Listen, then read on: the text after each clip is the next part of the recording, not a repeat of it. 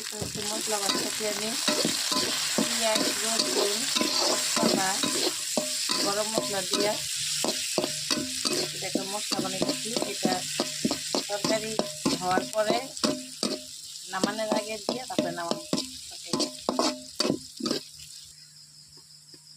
আমি এখন জিরা দিয়ে দিলাম, বাদামি করে হয়ে গেছে মশলা। আমি এখন নামাই নেবো। আমি অন্য একটা কড়াই বসাই দিছি, এখন তেল দিয়ে দিলাম।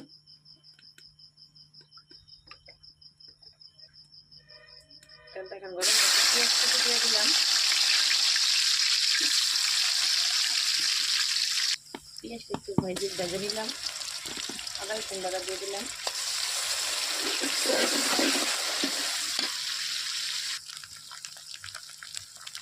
পেঁয়াজটা ভালো ভাজা হয়ে গেছে, এখন আমি মরিচের গুঁড়া দিয়ে দিব পরিমাণ মতন, মরিচের গুঁড়া দিয়ে দিব পরিমাণ মতন, জিরা ফাঁকি দিয়ে দিব, ধনিয়া ফাঁকি, পানি দিয়ে দিলাম, তারপরে লবণ দিয়ে দিলাম।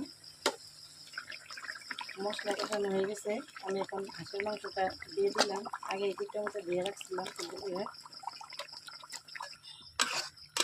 একটু নেড়ে চেড়ে দিলাম। তারপরে ঢাকাটা উঠে নিলাম, কষানো হয়ে গেছে।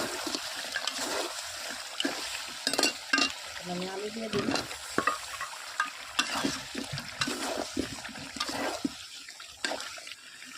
আলুগুলো দিয়ে এখন সুন্দর করে লাগাতে করে ঢেকে দিয়ে আলুগুলো কষানো হলে আলুগুলো কষানো হয়ে গেছে। আমি এখন পানি দিয়ে দিব।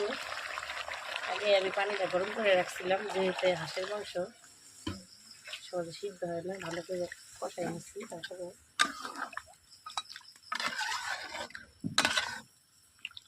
ঢেকে দেবো। হাঁসের মাংসগুলো এখন সিদ্ধ হয়ে গেছে। আমি রসুন দিয়ে দিলাম, আনাম রসুন আর কাঁচামরিচ। আমি রসুন পছন্দ করে, আমি সব কিছুর ভিতরে সব গোস্তের ভিতরেই দিই। খিচুড়ির ভিতরে, বিরিয়ানির ভিতরে সব কিছুতে আমি আনাম রসুন দিই। এটা গালায় খাইতে খুব সুস্বাদু লাগে। এখন হয়ে গেছে। আমি যেই মশলাটা ভাজা রাখছিলাম সেই মশলাটা আমি এখন দিয়ে দিন বাইটা লইছি।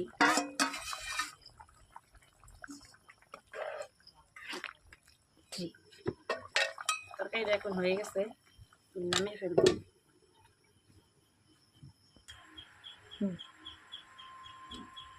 এখন আমি সবাই খাওয়াবো, তরকারি করতেছি।